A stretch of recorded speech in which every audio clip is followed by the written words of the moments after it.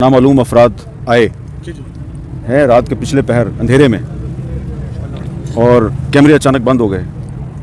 उन्होंने आके इनको डराया धमकाया और उसके बाद उन्होंने इनका साउंड सिस्टम उठाया और उठा के भाग गए। जब वो भाग गए कैमरे ऑन हो गए। तो इसका मतलब है जिनके कंट्रोल में कैमरे हैं उन्हीं के कंट्रोल में वो नकाबपोश नामालूम अफराद भी थे। तो इसलिए सबको पता है कौन है नामालूम अफराद, इतने भी नामालूम नहीं। सर हमारे साथ ही कुछ ख़वातीन जो रिपोर्टर्स हैं या एंकर्स हैं, जिस तरह के उन्होंने सवाल किए, कल हमने देखा कि बड़ी यानी कि वो तकलीफ भी हुई उनको, उन्होंने बाकायदा तकलीफ का ट्विटर पर भी इजहार किया। इसको कैसे देख रहे हैं हम साफ ही बताओ, इस तरह के सवाल के वो पहले ही सितम रसीदा हैं। अब देखें वो यहाँ पे जो लोग आके इनको किसी के कहने पे ऑफेंड करने की कोशिश कर रहे हैं, तो अब उनको तो अल्लाह ही पूछ सकता है, आप और मैं तो नहीं पूछ सकते। यानी कि तो जुल्म की इंतहा है। जिस तरह आपने देखा ना कि उधर गज़ा में जो इसराइल की तरफ से बमबारी हो रही है उसमें बच्चे भी मर रहे हैं। तो जब उस पर इंसानी हकूक़ की तंजीमें या फ़लस्तीन के लोग जो हैं जब उस पर चीखो पुकार करते हैं, कहते हैं जी हमारे साथ जुल्म हो रहा है, तो जो इजराइली मीडिया है वो फ़लस्तीनियों के आगे माइक कर देता है, कहते हैं आप हमास की मज़म्मत करेंगे या नहीं करेंगे। तो असल बात यह है कि यहाँ पे बूढ़ी औरतें और बच्चे जो है वो अपना एक मसला लेके आए हैं। तो बजाय कि आप कोई कोशिश करें कि उनकी आवाज़ बने, तो आप उनसे मज़म्मत कराने निकले हैं। तो थोड़ी सी मज़म्मत कभी आप जनरल अयूब खान की भी कर दिया करें ताकि हमें पता लगे कि जनाब आप वाकई जो है दहशतगर्दों के मुखालिफ हैं। थोड़ी सी मज़म्मत आप जनरल याहिया खान की भी कर दिया करें। कोई मज़म्मत जनरल ज़ियाउल हक़ के और परवेज़ मुशर्रफ की भी कर दिया करें, जिन्होंने आइन तोड़ा, जिन्होंने आइन को अपने बूट तले रौंदा। तो दहशतगर्द कौन होता है? वो होता है ना जो कानून तोड़ता है, आइन तोड़ता है। तो ठीक है, जिन लोगों ने बलूचिस्तान में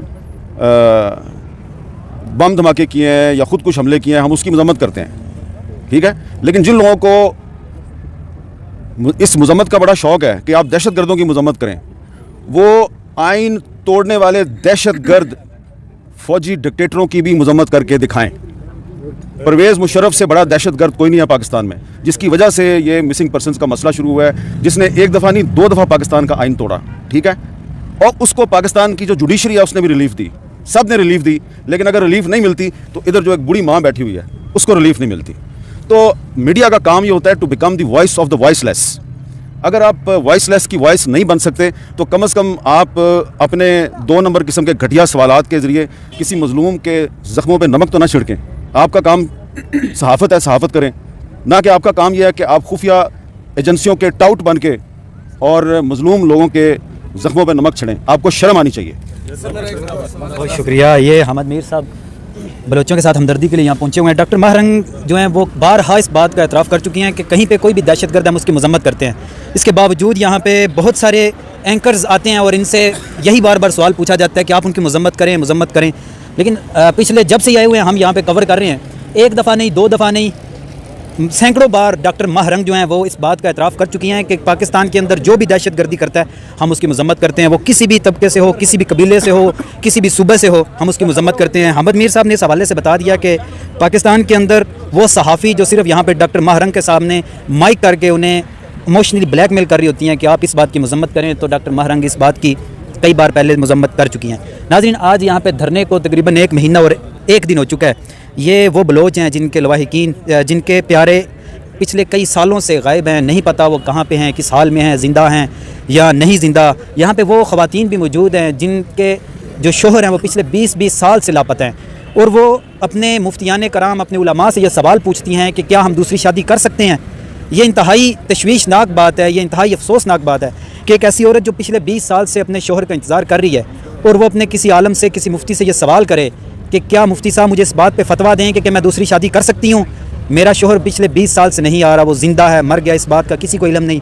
और ये पाकिस्तान और इस्लाम पे बनने वाला ये पाकिस्तान, इसके अंदर इस तरह की काम होना ये इंतहाई अफसोसनाक है और इसके लिए अल्फाज नहीं कि कैसे बयान किया जाए। छोटे छोटे मासूम बच्चे अपने वालिदैन के इंतज़ार में पिछले कई सालों से अपने दरवाज़े का राह तक रहे हैं कि कहाँ हैं हमारे वालिदैन, कहाँ हैं हमारे भाई, लेकिन उनका कुछ पता नहीं चल रहा।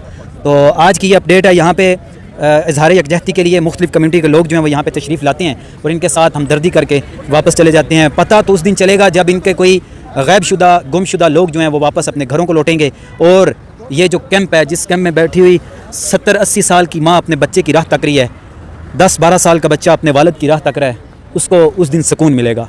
ये आज 26 दिसंबर 2023 का 3 बजे का टाइम है। ये आपके सामने ये वीडियो यहाँ पे रख रहा हूँ।